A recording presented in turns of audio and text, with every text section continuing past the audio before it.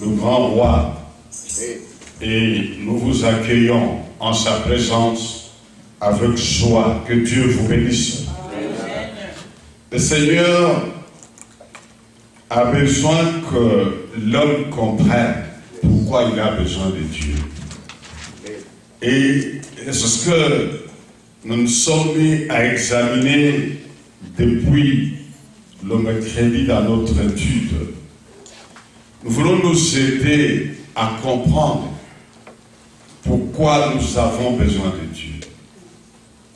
Et notre étude s'est fondée sur l'épître de Paul aux Galates. Ces chrétiens qui se sont retrouvés perturbés dans leur engagement, dans leur marche avec Dieu. En fait, la situation des Galates, elle est celle aujourd'hui de beaucoup de chrétiens qui marchaient déjà bien avec Dieu. C'était ça la situation des Galates. Il y a beaucoup de chrétiens qui marchaient bien avec le Seigneur, c'est-à-dire qui avaient compris pourquoi ils avaient besoin de Dieu, qui avaient découvert ce que Dieu avait fait pour eux et qui se sont mis en marche avec Dieu. Et soudainement, ces personnes ont changé leur vision des choses, ont changé leur comportement, ont changé le fondement de leur foi. Ils sont pleins dans le monde aujourd'hui qui ont fait l'expérience des Galates, qui se sont retrouvés dans les mêmes conditions que ceux-ci. Simplement parce qu'il y a des personnes qui perturbent la foi des autres avec la prédication fondée sur ce que Paul a appelé un autre évangile. C'est-à-dire un évangile différent. Différent pourquoi? Parce que l'évangile signifie la bonne nouvelle du salut.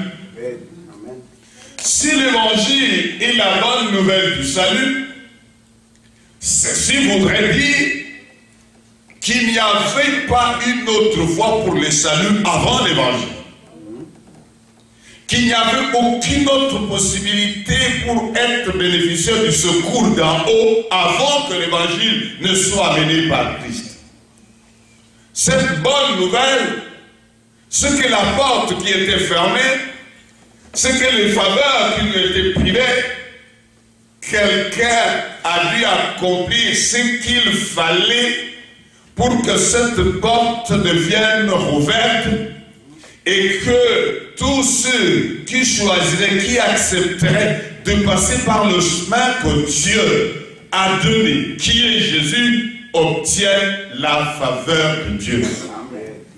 C'est ainsi que pour reconstituer l'histoire, nous nous sommes mis à étudier Abraham dans le contexte de choses qui lui avaient été dites par Dieu lorsqu'il a appelé.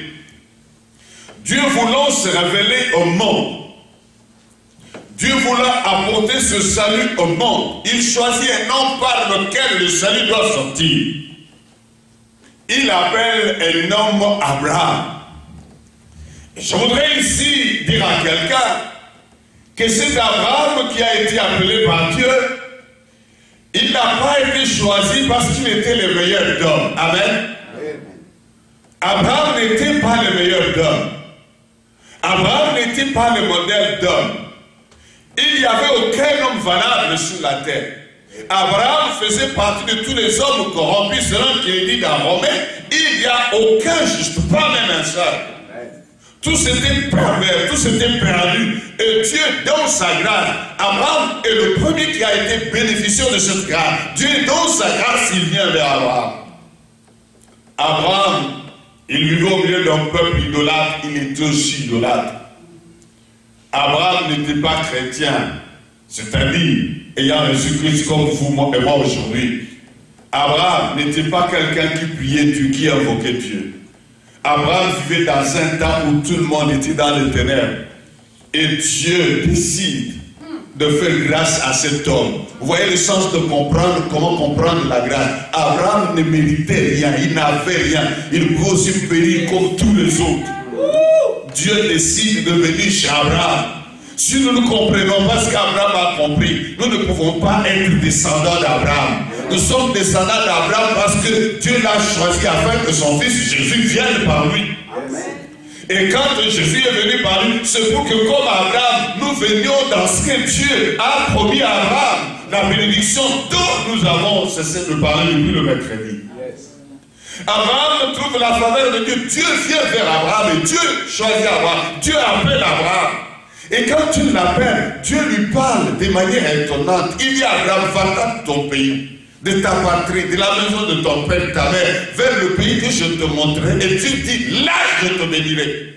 Là je rendrai ton nom grand. Mais Abraham pouvait se poser la question comme Marie, mais pourquoi? Pourquoi cet honneur? Pourquoi c'est la grâce? Marie aussi était une femme qui a eu la grâce. Elle était là. C'est pas qu'elle était la meilleure de fille de son temps. Les gens aujourd'hui veulent essayer d'expliquer parce que celui qui était né d'elle est si important et si grand, ils veulent montrer que Marie était une femme qui a mérité. Non, elle n'avait pas mérité. Elle a trouvé grâce parce que lorsque l'ange est venu vers Marie, il ne lui a pas dit tu as mérité, il a dit tu as trouvé grâce aux yeux de Dieu. Et quand on trouve grâce, c'est pas dire qu'on a été meilleur, qu'on a été favorable. La grâce est une faveur gratuite de Dieu. Et l'ange vient dire à Marie, le Seigneur t'a fait grâce. C'est-à-dire que parmi toutes les femmes, il lui a dit, parmi toutes les femmes, toi on t'a fait la grâce. Et la grâce signifie que sans que tu mérites, sans que tu aies fait quoi que ce soit, sans que tu sois le meilleur, le modèle, la référence, Dieu dit, celle sur laquelle les gens ne portent pas le regard, moi je vais aller vers elle. Marie l'a reconnu.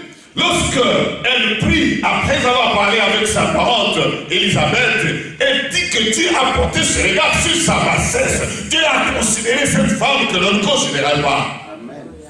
Dieu lui a fait grâce. C'est comme ça qu'Abraham a bénéficié de la grâce. Abraham n'avait rien fait. Abraham n'était rien. Abraham, il était aussi perdu avec les autres dans l'idolâtrie. Dieu vient et dit à Abraham, toi Abraham, moi j'ai décidé de te prendre, j'ai décidé de te rendre un grand homme, j'ai décidé de te bénir, mais aussi le fait qui justifie mon choix, c'est que je suis déterminé à bénir toutes les nations de la terre. Et ainsi voulant bénir les nations de la terre, je t'ai choisi toi. Toutes les nations de la terre seront bénies en toi. Voilà pourquoi je vais te bénir, Abraham. Bien aimé dans le Seigneur, après que nous avons continué à faire notre étude, nous avons compris que c'est Abraham qui gratuitement, il n'a rien fait, qui a trouvé la faveur de Dieu, qui a trouvé la grâce de Dieu, se retrouver dans les conditions telles qu'il a commencé à marcher avec Dieu. Il a commencé à vivre des choses extraordinaires avec Dieu. Nous avons examiné, nous avons compris le sens, la valeur, la signification de la grâce qui a été manifestée à Abraham, c'est que c'était la bénédiction. Nous avons vu, lorsque nous avons lu dans les Écritures, dans Galates, si nous sommes rappelés, Dieu, au travers du Saint-Esprit, parle par Paul, en disant, Christ a été fait malédiction à la croix.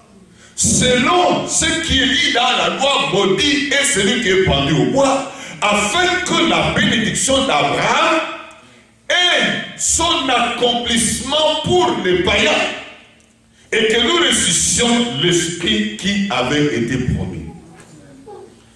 Nous avons compris que les descendants physiques d'Abraham, Israël, c'était des personnes qui étaient dans les faveurs de Dieu, non pas parce qu'ils étaient quelque chose, non pas parce qu'ils méritaient quoi que ce soit, ils avaient simplement comme avantage être nés d'Abraham. Yes. Amen.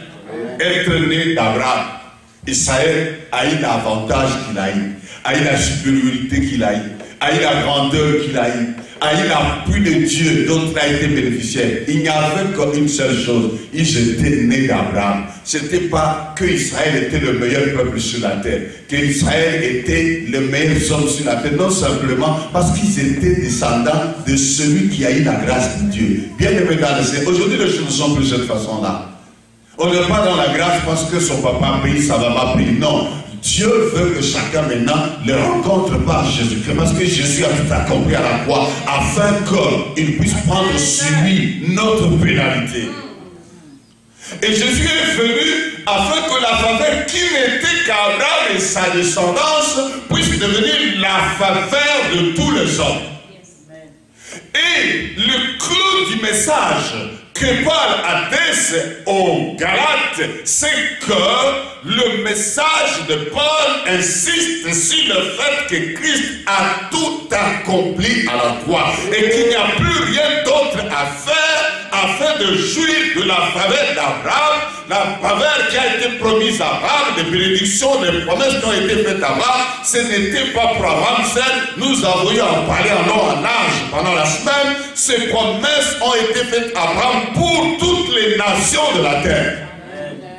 Et nous avons compris que lorsqu'on dit bénédiction d'Abraham, nous devons saisir le contenu de cette bénédiction. Et là, le contenu de la bénédiction d'Abraham ne peut être bien compris que en allant voir comment Abraham lui-même a vécu.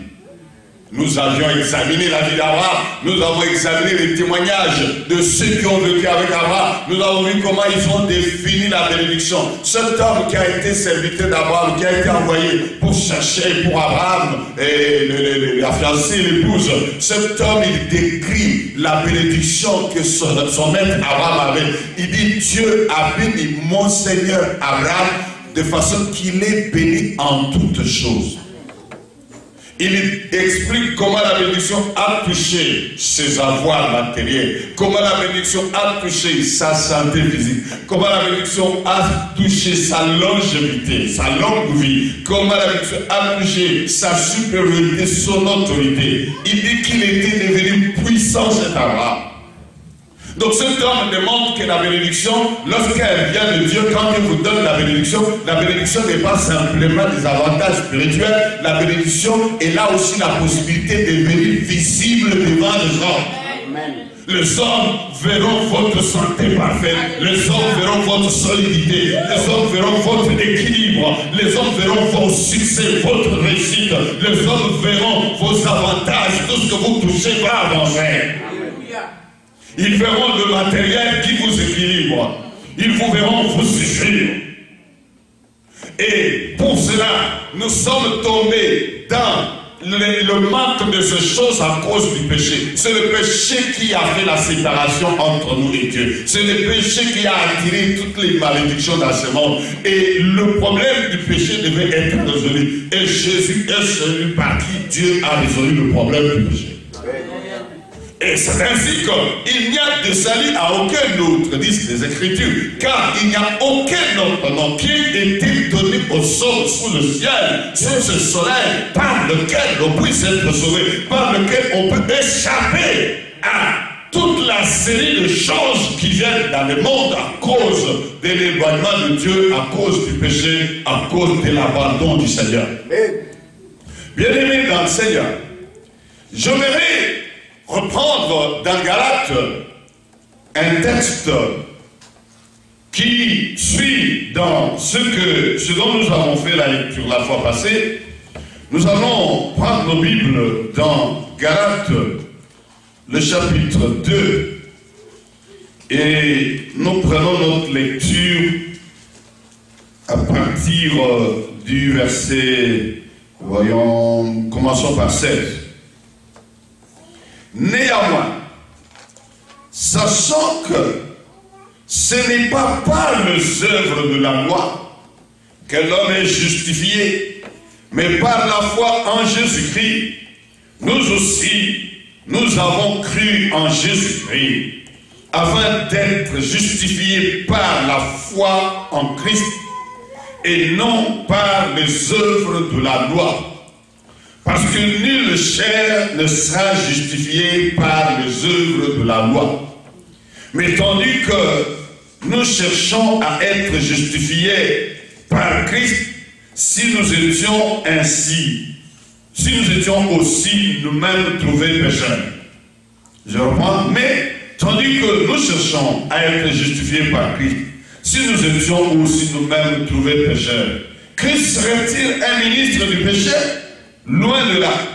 Car si je rebâtis les choses que j'ai détruites, je me constitue moi-même en transgresseur.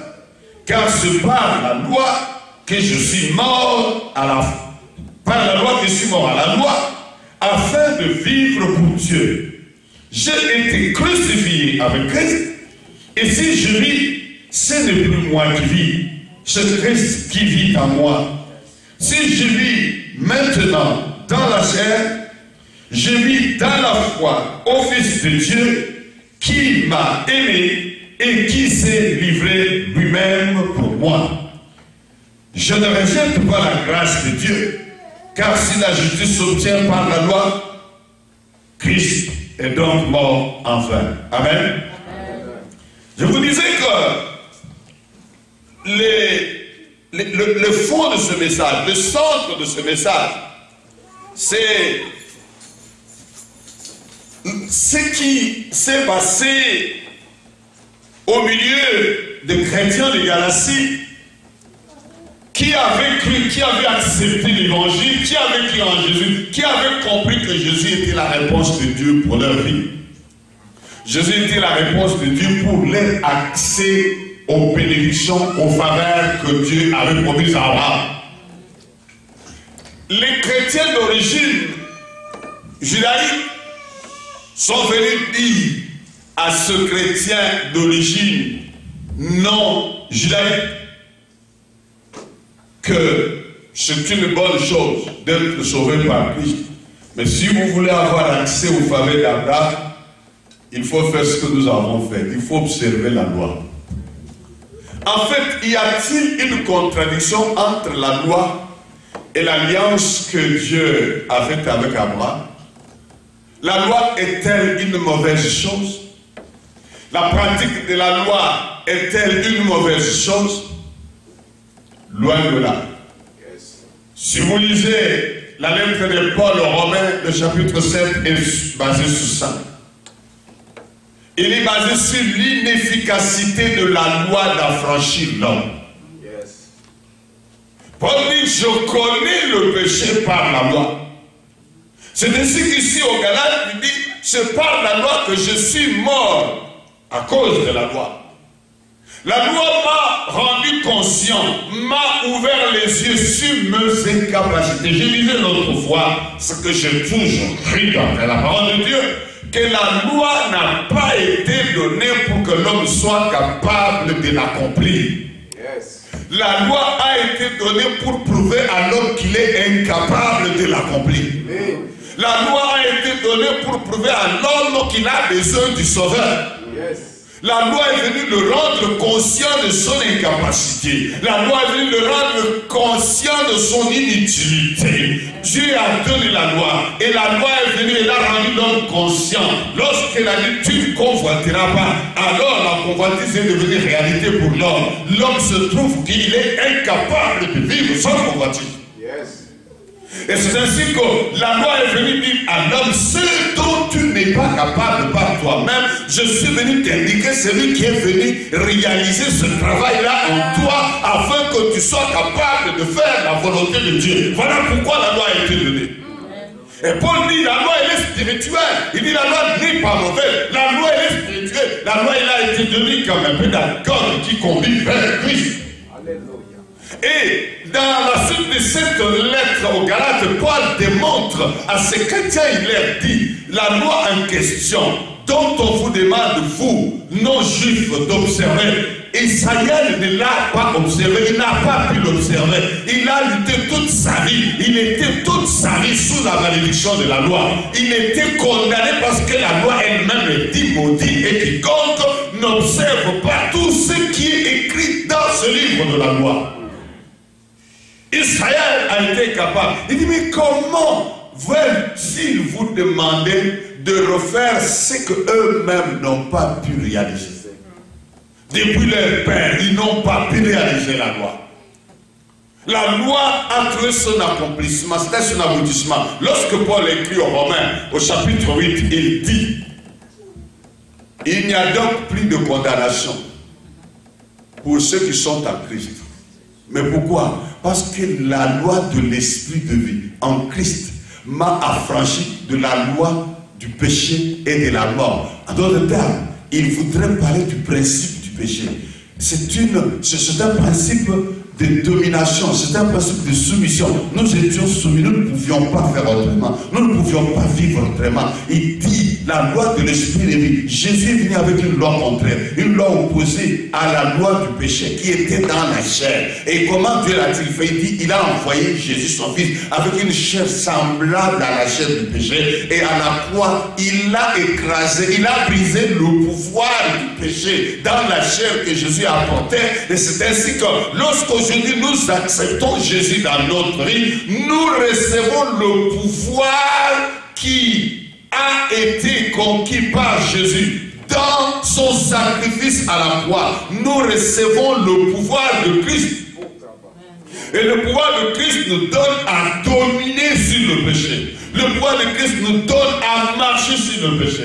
Ainsi dit, il y a donc plus de condamnation. Ceci ne voudrait pas dire, parce que beaucoup de gens, lorsqu'on leur parle de la grâce, ils pensent qu'on voudrait dire, péchez, faites ce que vous voulez, la grâce est là, Dieu a déjà tout accompli. Il y a même de sectes qui enseignent que nous vivons par grâce, donc faisons tout ce que nous pouvons, nous sommes couverts par la grâce. La grâce, la Bible dit dans la lettre de Paul à Tite, il dit la grâce, source de salut pour tout homme, nous apprend à fuir le péché. Vous voyez, c'est comme ça qu'il dit, la grâce, source de salut pour tout homme, nous apprend à fuir le péché. C'est-à-dire que la grâce, elle vous rend capable de faire ce que vous ne pouviez pas faire sans la loi et sans la grâce. La loi est venue nous dire, celui qui pêche est puni de ça, celui qui pêche est ceci, celui qui pêche est cela. Mais la grâce, elle est venue accomplir à notre faveur ce dont nous n'étions pas capables. Parce que par nous-mêmes, nous ne pouvions rien. Par nous-mêmes, nous n'avions rien à faire. La grâce est venue nous libérer du poids, nous libérer de l'esclavage, nous libérer de l'incapacité. En d'autres termes, nous permettre d'avoir la vie de Jésus. Et c'est ainsi que ici, dans cette partie de la lettre que nous avons lue, Paul avance et il dit, il reconnaît ce qui s'est passé à la croix. Il dit, j'ai été crucifié avec Christ. Lorsque Jésus est allé à la croix, il a pris votre nature, il a pris ma nature. Il est allé avec cette nature à la croix. Il est mort. Lorsqu'il s'est écrié, tout est accompli. Là-bas, tout ce qui était accompli, c'est-à-dire que Adam était mort.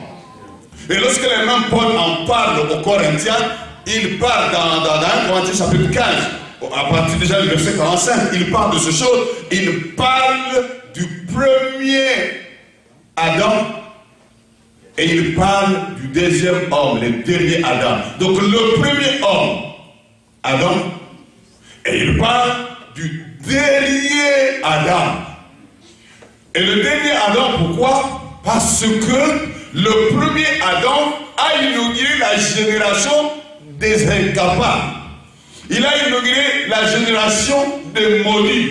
Il a inauguré la génération de malades sans solution. Il a inauguré la génération de misérables possédés. Le dernier Adam l'a inauguré parce qu'il a écouté le conseil du diable. Il a accepté d'aller manger le fruit de l'arbre dont l'interdiction lui avait été donnée. Mais Jésus est venu le dernier Adam pour fermer la série. Bien aimé dans le Seigneur, Jésus a été le dernier Adam pour fermer la malédiction. Il a été le dernier Adam pour fermer la mort. Il a été le dernier Adam pour fermer l'incapacité. Il a été le dernier Adam. C'est ainsi que Jésus allait dans la tombe mort. Il a enterré Adam.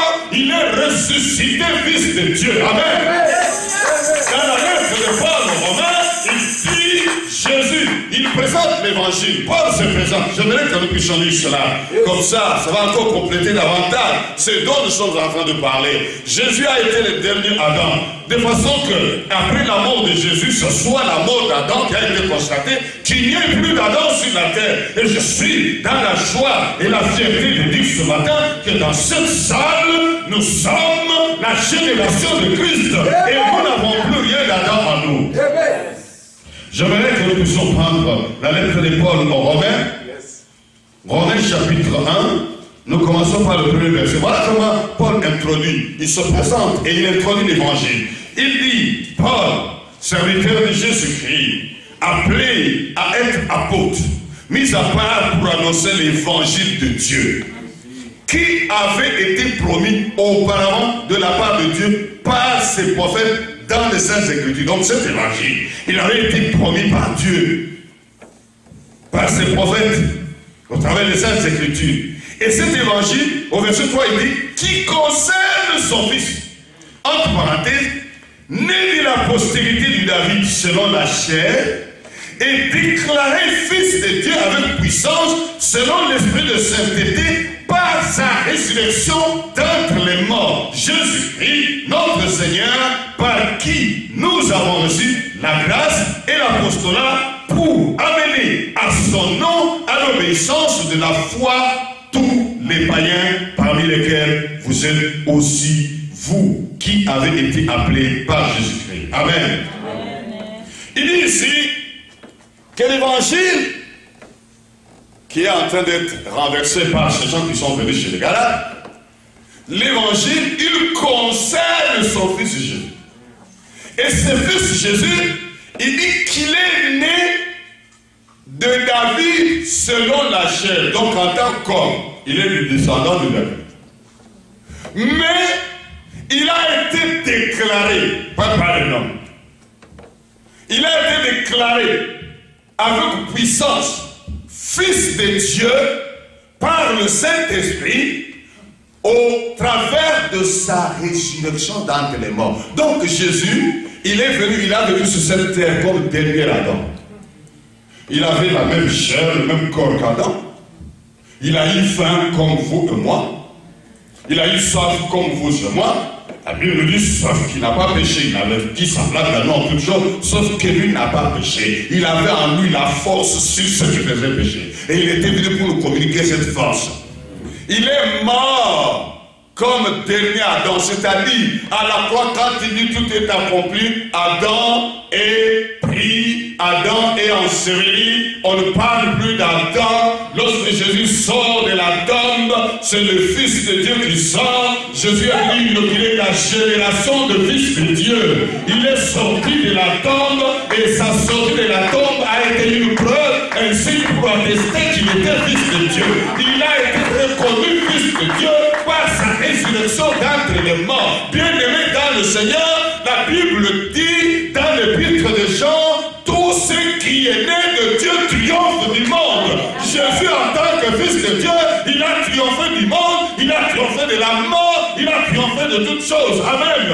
Amen. Tout ce qui est né de Dieu triomphe du monde. Et Jésus, né de Dieu, quand il était de la postérité de David selon la chair, il a vécu en partie comme nous. En toutes choses, seulement il n'a pas péché. Mais lorsque il est maintenant venu dans la naissance du Fils, il est sorti de la tombe, il a prouvé qu'il était en haut et non en bas, il a triomphé de tout, il est sorti de la tombe vainqueur de la mort. Et à partir de ce moment-là, il a inauguré une autre génération. Il a inauguré la génération de fils de Dieu. La génération de filles de Dieu. Bien-aimés dans le Seigneur, nous qui sommes à Christ, nous ne sommes pas de ce monde, nous ne sommes pas comme ceux de ce monde. C'est ainsi que nous prions le vendredi en disant à Dieu, comme Moïse lui avait demandé, comment saura-t-on que ce peuple est ton peuple? Comment saura-t-on que nous sommes tes enfants? N'est-ce pas quand tu nous distingueras le reste des hommes? Dieu lui-même a dit, vous verrez désormais la différence. Vous verrez la différence entre ceux qui me craignent et ceux qui ne me craignent pas, entre ceux qui me servent et ceux qui ne me servent pas. Bien-aimés dans le Seigneur, nous sommes de la génération de victoire, nous sommes de la génération de triomphe, nous sommes de la génération de gloire. Il est sorti vainqueur de la mort et nous sommes aussi vainqueurs. C'est ainsi que la grâce suffit, sans que nous n'ayons rien fait. nous qui étions coupables, condamnés, misérables, Jésus accepte de prendre notre place. Jésus va à notre place affronter la mort, il va affronter la malédiction, il va affronter tout ce qui nous liait, tout ce qui nous bloquait. Et enfin, Jésus triomphe de ces choses, il prend la victoire et nous donne. J'aime bien expliquer autrement ces textes dans lesquels Paul parle en disant qu'en lui, nous sommes plus que vainqueurs. Je me dis plus que vainqueurs, c'est-à-dire qu'il y a l'autre et celui qui a vaincu. Et l'autre est celui qui, sans se battre, il a vaincu. Qui est plus que vainqueur? C'est celui qui ne s'est pas battu, mais qui a vaincu. Parce que l'autre s'est battu. C'est un peu comme l'épouse d'un champion. Un grand boxeur, ou je ne sais pas, catcheur, ou n'importe quel champion, mais qui fait les sports, qui exige qu'il se batte, qu'il lutte. Voilà que cet homme, il fait les entraînements. Il mène la vie dure, pénible. Et il monte sur le ring ou je ne sais pas sur quelle plateforme de jeu. Et il encaisse, il frappe. Il encaisse, il frappe. Il encaisse, il frappe. Et enfin il frappe. Et il frappe, et il frappe. L'adversaire est mis KO. Et on constate la victoire. On l'élève. On acclame. On crie. Pendant qu'il a encaissé le coup, l'épouse était assise avec les autres. Quand il encaisse, c'est comme si elle encaissait sur le coup. Et après, c'est l'homme qui donne, qui donne, qui donne. Et après, celui qui a la victoire, on prend, je ne sais pas, la ceinture, la coupe, je ne sais quoi, récompense, on lui donne. Cet homme descend du ring. Il va dans une direction. Et dans la direction, sa femme se lève. Elle l'embrasse. Il prend la ceinture. Il lui remet. Et l'homme, il était sur le terrain de jeu, il est le vainqueur. Et la femme qui était assise, elle est plus que le vainqueur. Jésus a fait de nous, qui n'avions rien fait, nous n'étions rien, il a fait de nous plus que vainqueurs. En toutes ces choses, nous sommes plus que vainqueurs par celui qui nous a aimés en Jésus. Bien-aimés dans le Seigneur, Adam nous a entraînés dans la mort. Depuis le jardin de Éden, la génération qui était sur la terre, c'était la génération d'Adam. Mais les gens n'ont pas d'information que Adam était déjà enterré, il était mort. Il a été tué, enterré, et on doit l'oublier. Mais comme ils ne savent pas, ils continuent à vivre dans les dettes d'Adam, dans les créances d'Adam, dans les choses qu'Adam avait avec l'autre. Mais l'autre là, à qui Adam était redevable, la Bible dit que Jésus, lorsqu'il est allé à la croix, il a vaincu les dominations, autorités et principautés.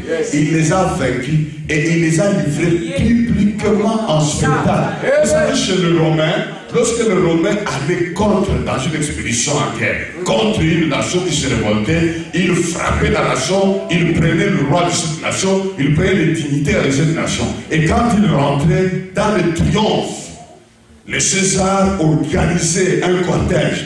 Et ce cortège, c'est que lui, il était là avec les ennemis devant, les ennemis vaincus. Donc on le faisait marcher. Le peuple venait, il était tout autour de la route. Il regardait les vaincus qui ont été dépouillés, qui ne peuvent plus rien faire. La Bible dit qu'il a dépouillé les dominations et les principautés. Il les a livrés publiquement en spectacle. Donc ce n'était pas dans la cachette. Il les a exhibés, il les a montrés, afin que toute la population, tout le peuple reconnaisse que ces gens ne sont plus à craindre.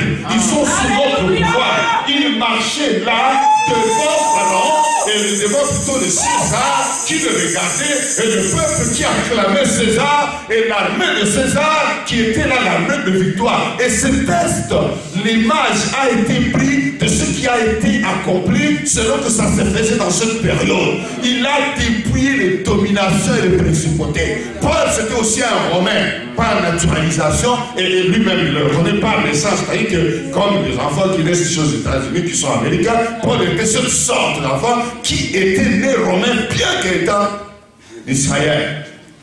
Et il a dans sa tête cette culture-là, il explique ce qui s'est passé. Et la Bible nous dit, il a effacé, Jésus lorsqu'il est venu comme dernier Adam, non seulement qu'il a entraîné Adam dans la mort et dans enseveli pour toujours, mais il est allé, vous voyez, on prend un tableau sur lequel il était écrit les choses qui nous étaient reprochées. Condamné pour.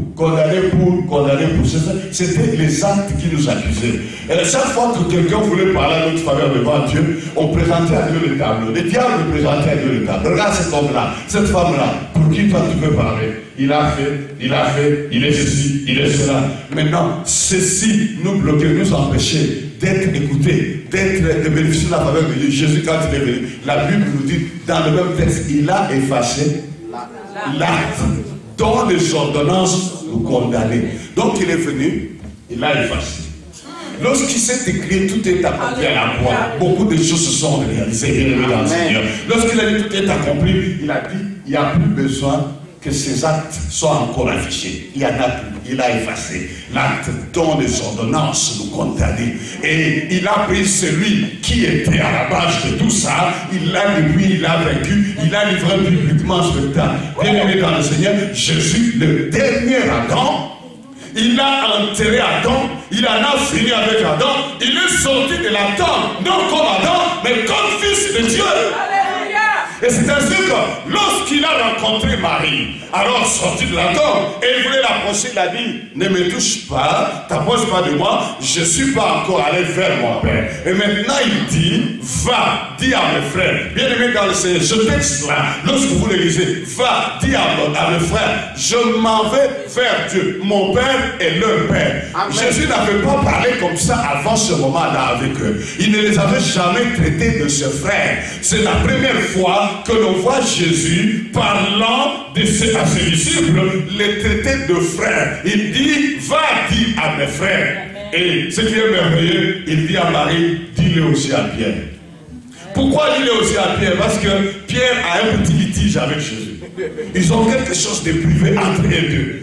Pierre avait juré beaucoup de choses à Jésus. Et il a manqué à la parole. Jésus n'a pas eu le temps de régler ça avec Pierre. Pierre n'a pas eu non plus le temps de régler ça avec Jésus. Jésus, il est tellement bon que même si toi tu es parti triste et misérable, tu te dis, je n'ai pas eu le temps de lui demander pardon. Lui, il sait qu'est-ce qu'il a résolu, prévu pour toi. Jésus n'avait pas oublié ça. Lorsque Jésus envoie Marie pour parler à ses frères, il lui dit, dis-le aussi à Pierre, qu'il ne croit pas qu'il est en dehors d'eux. Il est aussi bénéficiaire de la grâce dont je vais le faire l'inauguration. Jésus, le dernier Adam, a terminé la série de la malédiction, a terminé la série des incapables, a terminé la série des malades sans espérance, a terminé cette série dont il est question dans Isaïe 53. Il dit, nous étions tous errants comme des brebis, chacun suivait sa voie, mais Dieu a fait tomber sur lui la malédiction de nous tous.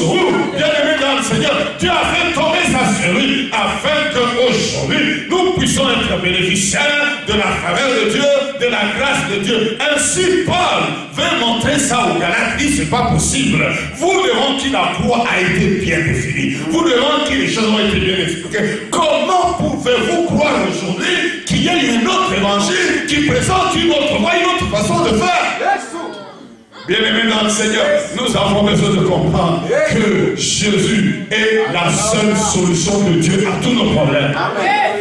Et je disais l'autre fois que Paul a voulu nous démontrer que Jésus, selon la loi, il est le dernier sacrifice de Dieu, selon la loi. Parce que dans la loi, la descendance d'Israël, il n'était pas en dessous du péché. Et chaque fois qu'il péchait, il était frappé, il n'entrait pas dans la jouissance de la faveur des descendants d'Abraham.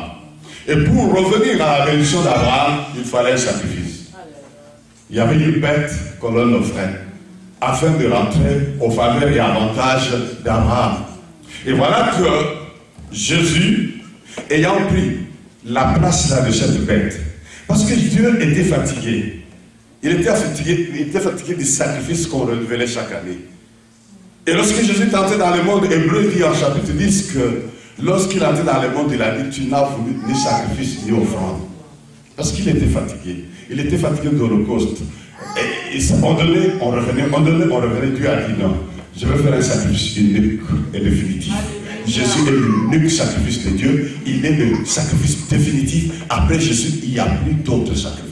Alors, allez dire à quelqu'un, oui c'est bien, mais pour bénéficier de la grâce, de la grande bénédiction, il faut aussi, mais c'est ce qu'on prêche aujourd'hui. Une dame me parlait au téléphone, m'a appelé depuis la France, après avoir fait un enseignement, elle m'a dit, j'ai eu tel problème, et un prophète est venu me voir, il m'a dit, Dieu m'a dit qu'il veut te bénir, il veut te faire du bien, il veut te sortir de cette situation-là, mais il faut que tu fasses un sacrifice. Elle m'a posé la question, pasteur, qu'est-ce que vous me dites? J'ai dit, pasteur, le sacrifice a déjà été fait à la croix. Jésus a été l'unique et seul sacrifice de Dieu. Tu n'as plus de sacrifice à faire aujourd'hui. L'offrande, tu la donnes, c'est ton devoir, l'enfant de Dieu. Et tu la donnes librement. La dîme, tu la donnes, c'est ton devoir, c'est l'exigence de Dieu. Et auprès de toi, tu le fais parce que Dieu te le demande. Parce que tu es son enfant, tu ne le fais pas pour être béni. Bien aimé dans le Seigneur, Jésus a été fait malédiction afin que la bénédiction d'Abraham eût son accomplissement pour les païens. Vous voyez ça? Yes. Tout ce que nous faisons par obéissance à Dieu, c'est en tant que fils et filles. Amen. Nous obéissons. Dieu a dit, donnez, vous sera donné. Ça, c'est ce que lui a défini. Mais nous ne donnons pas parce qu'il a dit, donnez, vous sera donné. Nous donnons parce que nous sommes enfants. Et les enfants, nous obéissons. C'est un plaisir pour nous de donner. Quand on vient prier, on vient à un salut, on doit adorer Dieu de toutes les façons. Et l'offrande est le signe de la vraie adoration. On ne peut pas adorer Dieu sans que sa poche, son sac l'adore. Les gens qui adorent Dieu disent, mon cœur est tout entier à toi. Et si mon cœur est tout entier à toi, tous mes avoirs sont à toi. Et c'est comme ça. Vous n'avez pas besoin de dire, bon, écoute, donne-moi le sacrifice, comme ça, Dieu... Mais ce sacrifice-là, tu donnes à qui? À Dieu, tu donnes au diable, tu donnes à qui? Parce que maintenant, dans le problème où tu es, il n'y a que deux parties. Il y a Dieu d'un côté, il y a le diable de l'autre. Le diable cause de ta misère, Dieu, la solution. Et Dieu, la solution, a déjà donné le sacrifice. Et Dieu te dit, regarde, cet homme-là qui te dérange, il ne pourra pas te déranger si tu prends conscience de celui-là. C'est celui-là la solution que je t'ai donnée. Yes. Alors, prends conscience de celui-là, tu vas vaincre celui-ci. Et je dis à cette dame, Jésus est le sacrifice. Yes. Si tu veux donner, prends la décision toi-même. De dire, Seigneur, pour mon problème ici, j'ai décidé de faire tel engagement. J'ai décidé de faire telle chose parce que je voudrais me présenter à toi avec mon problème. Mais ne le fais pas parce que Y t'a dit, donne-moi le sacrifice. Si moi j'étais ce prophète, je dirais peut-être quelqu'un d'autre à qui on va donner le sacrifice. Parce que là, on comprend que c'est justement pour qu'on lui donne qu'il a demandé. Ça, c'est une parenthèse, on ferme. Bien aimé dans le Seigneur, Jésus est le seul sacrifice. Nous n'avons pas la possibilité de refaire la croix. Et je vais terminer cette communication par un texte que nous allons prendre dans les Actes des Apôtres. Pour comprendre que dans ce qui a été fait à Jésus à la croix, nous avons tout. Nous n'avons plus besoin de nous agiter, de chercher des solutions ailleurs. Les solutions nous ont été données dans la fin du dernier Adam. Jésus est allé à ensevelir Adam et il a inauguré une nouvelle génération de fils de Dieu. Il nous a donné à jouir de la vie de Dieu. Et nous allons prendre les Actes des Apôtres, le chapitre 3. Prenons le verset 12. Avant de lire, je situe un peu l'événement parce que je prends juste un texte qui risque de nous laisser perplexe. Il s'agit de la guérison de cet homme, ce paralytique qui se tenait devant la porte, la belle, la porte de l'entrée du temple, où il faisait l'aumône et qui a été guéri par le passage de Pierre de Champ. Maintenant, quand cet homme a été guéri, les gens étaient très étonnés, frappés d'étonnement. Ils sont venus. Ils ont commencé à regarder Pierre et Jean comme des surnaturels, comme des dieux. Et Pierre maintenant prend la parole. Nous lisons le verset 12 de Acte 3. Pierre, voyant cela, dit au peuple, « Hommes israélites, pourquoi vous étonnez-vous de cela? Pourquoi avez-vous le regard fixé sur nous comme si c'était par notre propre puissance ou par notre piété que nous y sommes fait marcher cet homme? » Je vais reprendre ce texte dans une autre version. La Bible dit cela. Quand Pierre vit cela, il s'adressa à la foule.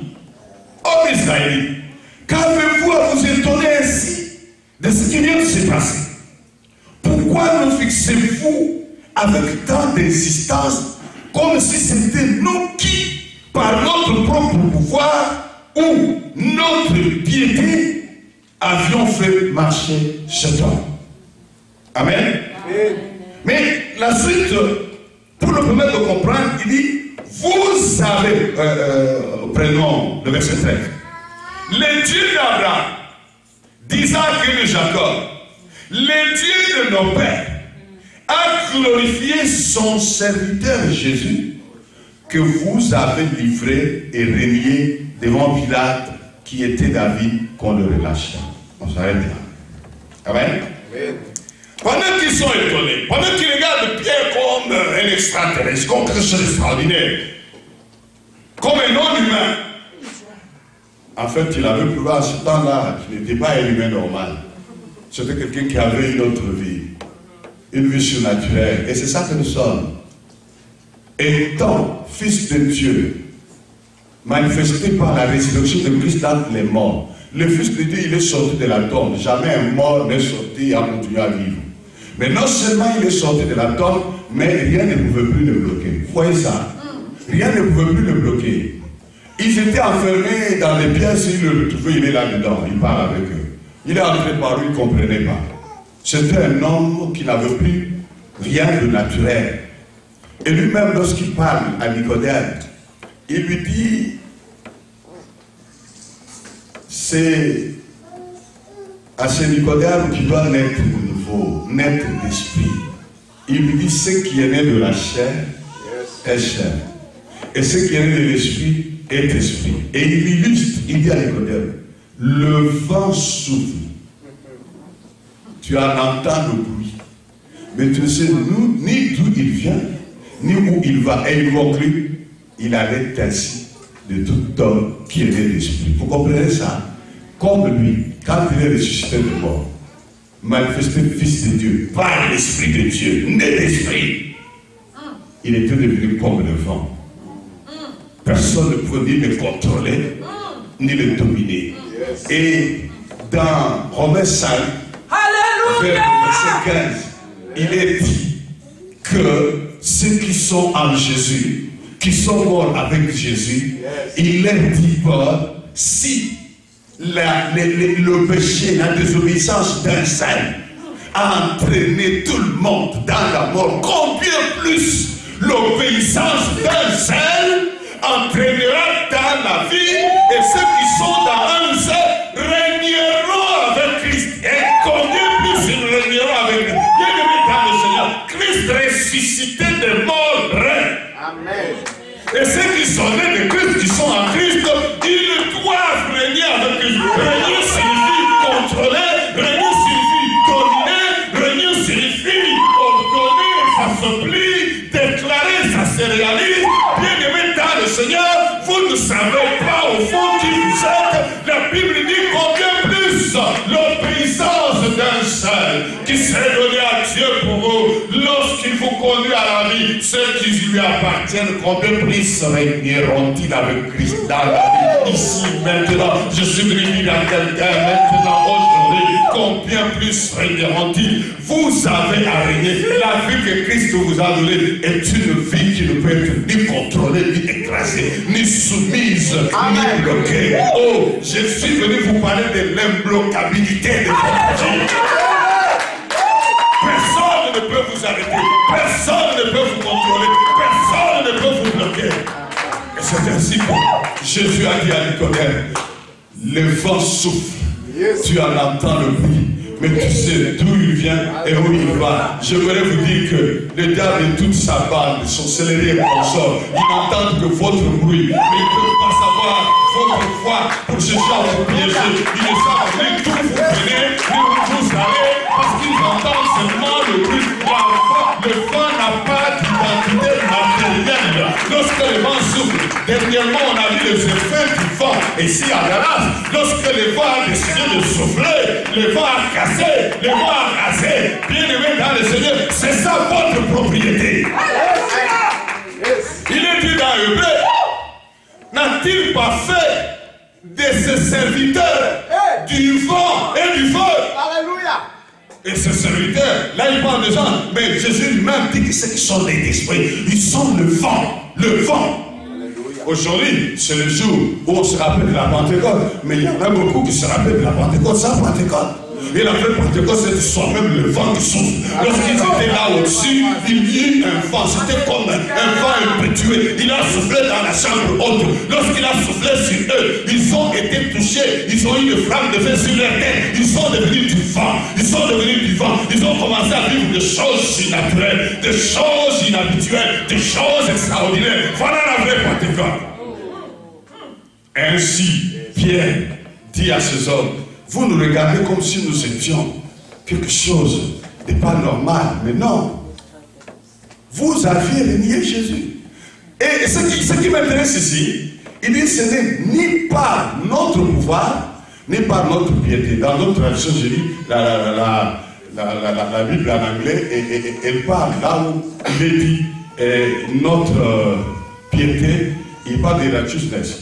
Donc, de notre justice. Hein? Ce n'est pas par notre justice, ce n'est pas par notre sainteté, ce n'est pas par notre capacité. Vous comprenez cela? Il voudrait dire que ce n'est pas par des choses qui nous soient propres, qui nous soient personnelles. Non, ce n'est pas parce qu'il est le plus saint, c'est parce que Pierre était ceci. Non, c'est parce que Jésus a inauguré la sainteté. C'est parce que Jésus a inauguré l'action de l'Esprit. Et le Saint-Esprit est venu honorer, glorifier Christ. Et il dit, ce que vous voyez est une preuve que Dieu a glorifié son serviteur Jésus.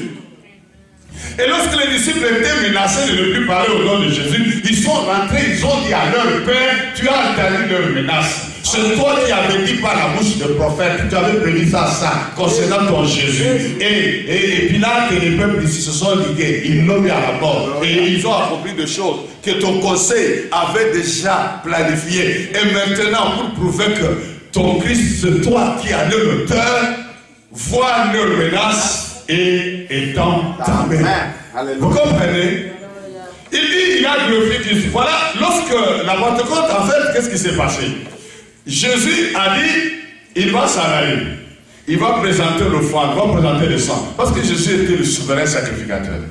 Qu'il est entré dans le tabernacle qui n'était pas fait de main d'homme.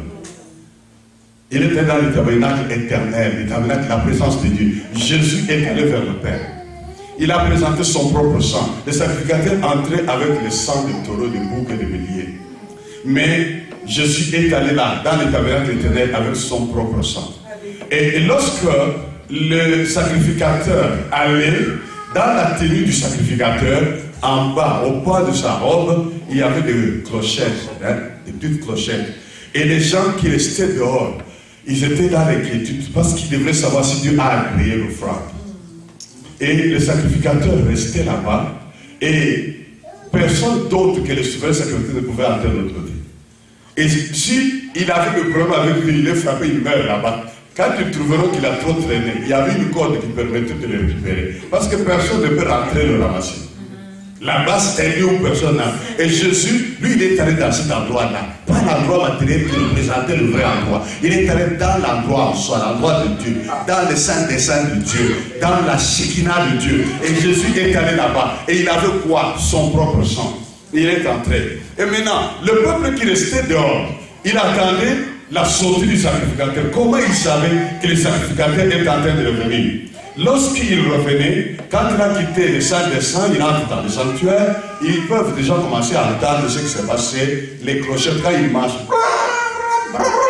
ça va sonner. Ah, le sacrifice a été accepté. Tout le monde était dans la joie.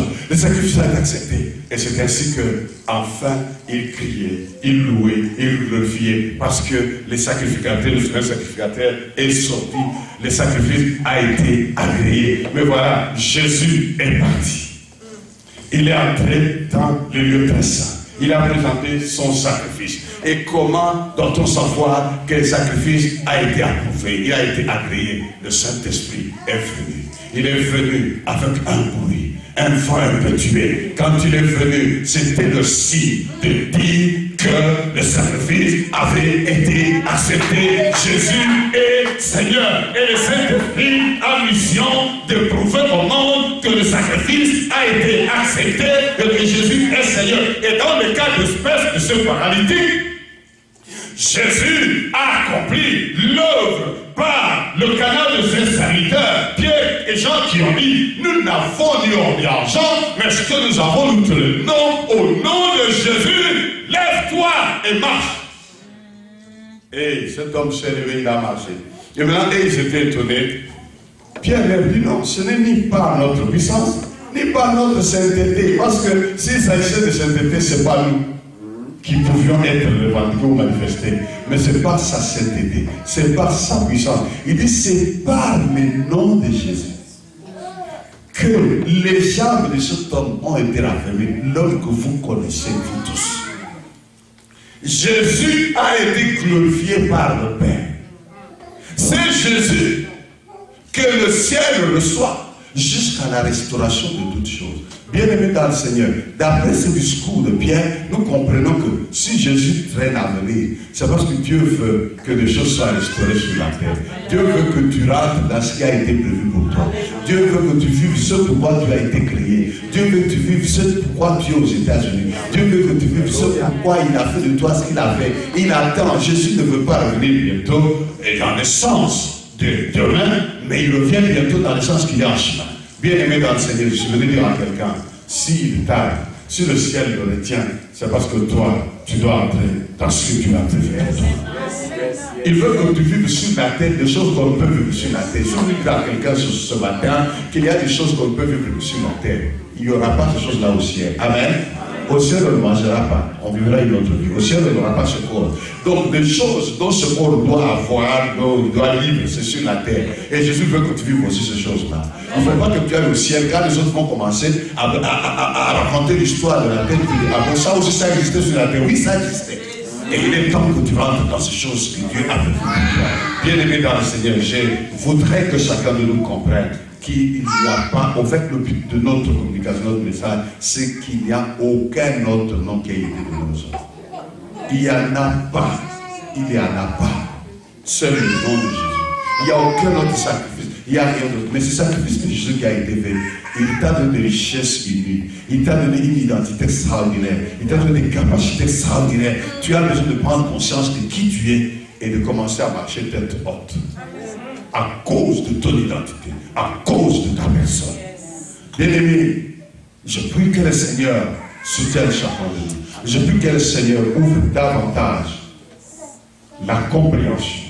Nous donne comme Paul, prier pour les Éphésiens, l'esprit de sagesse et de révélation dans la connaissance du Fils. Et que vous puissiez découvrir quelle est la richesse, la grandeur, quelle est la puissance infiniment illimitée qu'il a mise à la disposition de ceux qui lui appartiennent, de ceux qui sont à lui, de vous, de moi. Et laissez-moi vous dire, bien-aimés dans le Seigneur, que la puissance qui vous a été donnée n'est pas moitié puissance. Et quand Paul parle aux Éphésiens, il est dit que Jésus, la puissance qui nous avons reçue en Jésus, Dieu en a fait la démonstration. Il a fait la démonstration en ressuscitant Jésus d'entre les morts. C'est le Saint-Esprit, nous l'avons vu dans Romains, c'est le Saint-Esprit qui l'a ressuscité d'entre les morts. Et le Saint-Esprit vous a été donné, pas moitié Saint-Esprit, n'est pas moins Saint-Esprit que celui qui a ressuscité Jésus d'entre les morts. Quelqu'un comprend cela? C'est le même Saint-Esprit, avec la même plénitude de puissance. Alléluia. Donc vous n'êtes pas limité, vous pouvez être simple, infiniment sans importance, mais la puissance qui habite en vous, elle n'est pas à votre dimension. Elle n'est pas comparable à vous. Elle n'est pas comme vous. Bien-aimés dans le Seigneur, Je voudrais que Dieu nous aide. Et je prie que cette pensée reste vraiment gravée dans nos cœurs. Qu'en sortant par cette porte, nous ne soyons plus les mêmes personnes. Que le Seigneur vous bénisse. Nous allons continuer à la prière pour bénir le Seigneur de la grâce